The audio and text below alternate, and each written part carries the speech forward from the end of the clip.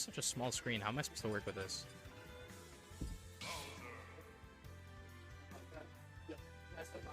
Oh, okay. Alright, as we are in winners semis, this is going to be a best of 5 set.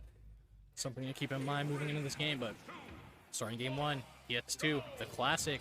We're going to be running it. Alright, and Nanoash already quick to just start this lead. What an explosive start. Just getting in there, getting in on Snake's face, and honestly, probably one of the characters that doesn't mind a few trades, but interesting interaction with the grab armor. They're actually going to get hit out, and Snake not taking any damage on it, his part. This has been a pretty back and forth 30 seconds. There's a lot of damage has been thrown out from both characters. A lot of explosions from Snake, and just a lot of aggression from Nanoash. I feel like I'm not used to seeing this. So far in this bracket, it feels like he's been slowing down the pace of his matches a lot, but very different game, very different character to play against. But again, just a lot of back and forth. Both players just trying to establish a strong lead of some kind. Why did I say that? Nanoash going to sharp for that up air, going to find his mark. And Nanoash with the first stock of game 1. But where is it? But Eddie 805 ready with an up tilt of his own. Going to be staying in this, and this game is pretty even. Again, like, just not a strong lead established from either player yet. It's shaping up to be a good game and potentially a good set. Ooh, Nanoash just racking up that damage with the flamethrower. Right as it seemed like Eddie 805 was starting to run with the lead a little bit. Eddie is right, or Nanoash right back in there. It seems like there's just so much back and forth. Again, I'm gonna throw out that flamethrower at ledge distance, catching the defensive jump, going to get the forward air, drop zone, the classic from Bowser. And Nanoash has been ever so slightly able to hold the lead, seeming to take an initiative, especially when it comes to the stock taking. Despite the fact that this game has been very back and forth, if it continues at the pace it's been going, Nanoash might just sneak away with game 1. That said, though, even Bowser can only take one more hit. Going to find that opening into the up air, going to seal out the stock. And Snake actually taking a little bit more damage. Nanoash opting to back off just a little bit so he doesn't have to take a trade.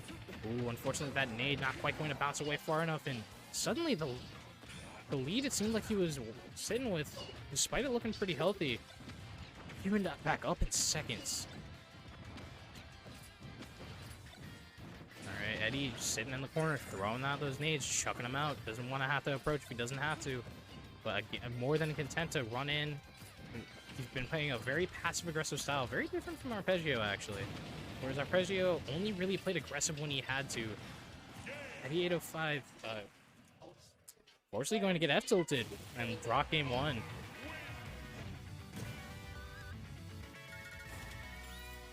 Despite the fact that those back and forth again, I feel like Nanoash just a little bit more ahead of the curve in that game. And the call-in on the dashback at the end of that game, despite taking the trade, going to take the stock.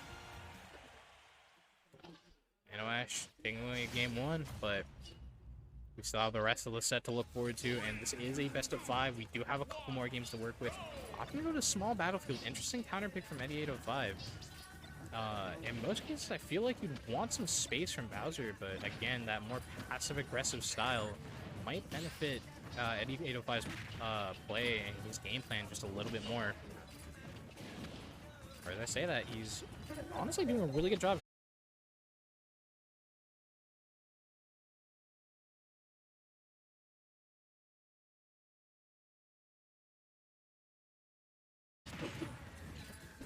Sorry guys, I swear I'll get the hang of this production at some point. Anyways, I'm back into this game.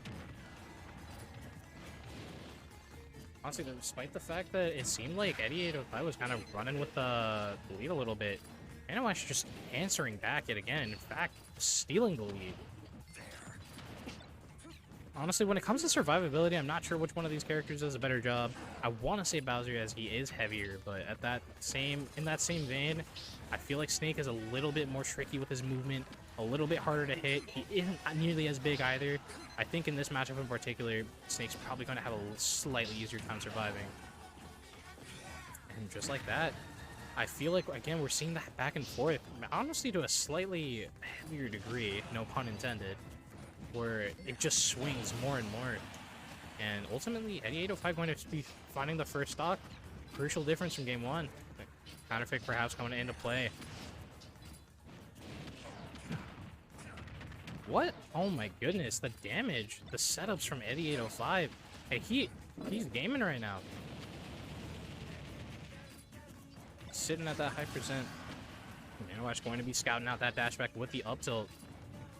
Again, just Nanoash is really good at picking his spots, and that's not something you see a lot with heavy players. I think that's the one thing that tends to set him apart from a lot of heavy mains, is that he picks his spots very well. I feel like a lot more heavy players, since they know that they have survivability on their side more often than not, are a lot more willing to just run in gung-ho. But Nanoash, he finds the needle in the haystack. He picks and chooses his spot. Oh my goodness, he does have to be careful. These explosions just comboing into one another. He's trying to make up the damage, and honestly, I think one more good hit from either character is going to do it. If you can get that side beat, maybe even the back throw here, not quite going to do it, but honestly, these nade placements though too from Eddie have been helping him recover really well. But Nanoash going to find that forward air, and he's not far behind though. And again, this set's been super back and forth. You can just seal out this stock, man. Surprisingly enough, not opting to go for another Nikita, but going to seal it out with that ledge trap, getting the dash attack at ledge, and it is dead even yet again. Alright, let's see if that explosion comes into play. They're going to take a trade, overall taking a little bit more percent from that overall interaction. And Eddie just content to stay in his little corner, has the setups, he's just trying to set up shop, but Nanoash trying his best to break said shop down. And he is... Oh my goodness, Eddie just going for that forward air. And Nanoash not going to jump into it, not giving it to him, drifting away. Gets the side B. Overall, still maintaining the percent lead. Ooh, call out with the back air, that's huge. Run off forward air, that's going to do it. And Nanoash going up 2-0.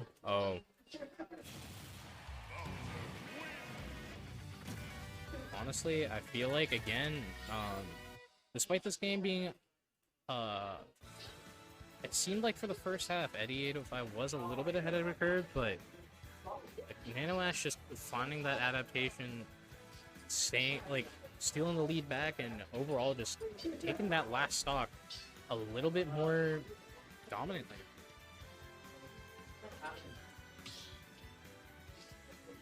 Honestly, I think it just comes down to whether or not Eddie 805 can just close out these stocks and hold on to his leads a little bit better, but Nanoash has just been doing a really good job of sealing out those stocks, making sure he doesn't survive.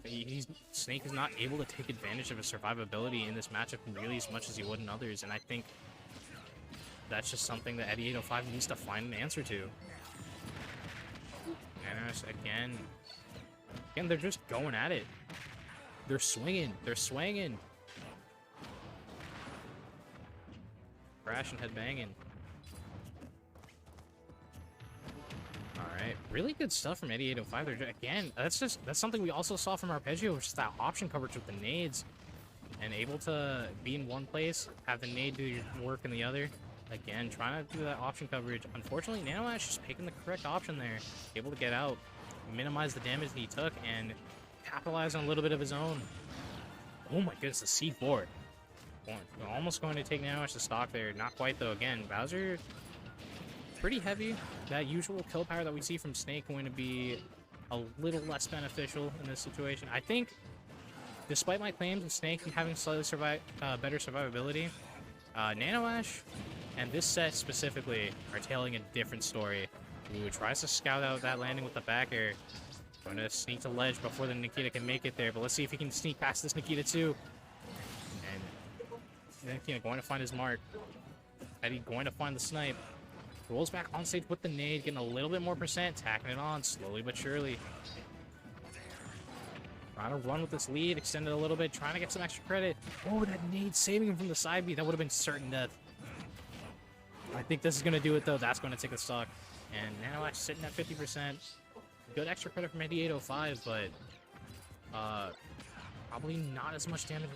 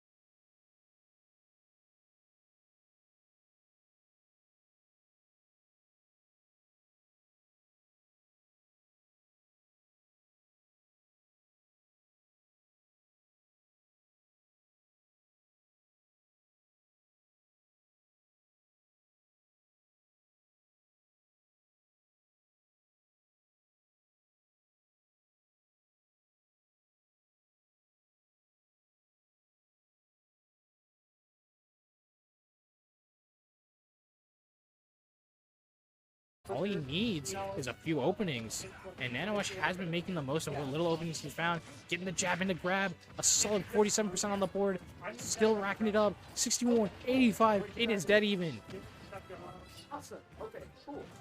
And he has to hold on to his lead if he wants to stay in this set. He needs to do something if he wants to stay on the board. I think if you're Eddie in this situation, you're probably feeling a little bit more pressure than Nanoash. Nanoash knows he has a couple more games to work with, but Eddie potentially on his last stock of winners. Going to get that dash attack, has him in the corner, has the Nikita set up. Is he going to catch it on the way back? No, he's not. And finds the up tilt, going to clutch it out in game 3. Eddie 805 on the board. Oh, that's awesome.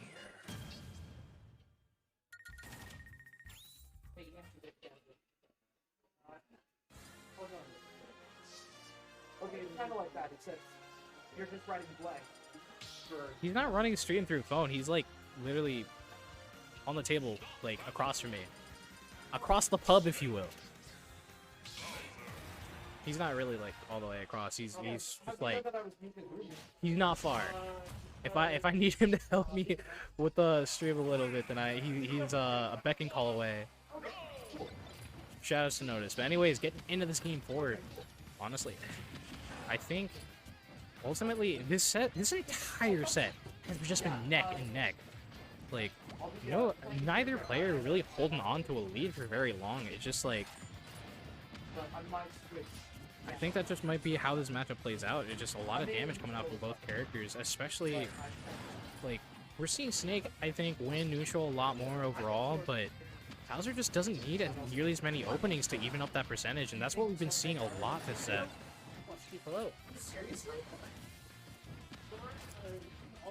And again, Eddie's starting off with a strong lead, but we've seen this time and time again. Let's see if Nanoash can keep it even like he has been. And right as I say that, he does more than keep it even. He steals the lead back, and oh, all right, gets that double jump forward air off of the up throw. Solid 28% on the board, and probably going to get all the way up to 62 from that one flame breath alone. That's just what happens when you get hit by point blank flame breath again, all the way up to 110. Gets the down throw up tilt though. That rage probably going to be helping a little bit with that setup, but all Nanoash needs is one more good hit. And he is working with a solid lead. I think overall Bowser with the lead is a lot scarier in this matchup than Snake. That said, Eddie's been doing a really good job of just staying in it, but unfortunately going to lose that stock, and it is looking grim for Eddie 805 right now. Alright, trying to find a little bit of cheese with that forward throw into forward air. Not going to find anything for his troubles, but still putting Nanoash on ledge. That said, Nanoash finding his way back into center stage and still maintaining this lead, lapping him in percent. Nanoash, no, he doesn't have to go over there. He has a full stock lead to work with, but that said, the explosions are slowly starting to catch him off guard. He's getting hit by them slowly but surely. That's the downside of being a big body. Is you can't really avoid a lot of these setups. But again, just more than able to make up for that by the sheer fact of being a heavy. And honestly, this might even be a strat. Nanoash maybe just racking up the rage and forward air out of disadvantage, and that's gonna do it. Wow. Nanoash taking the set.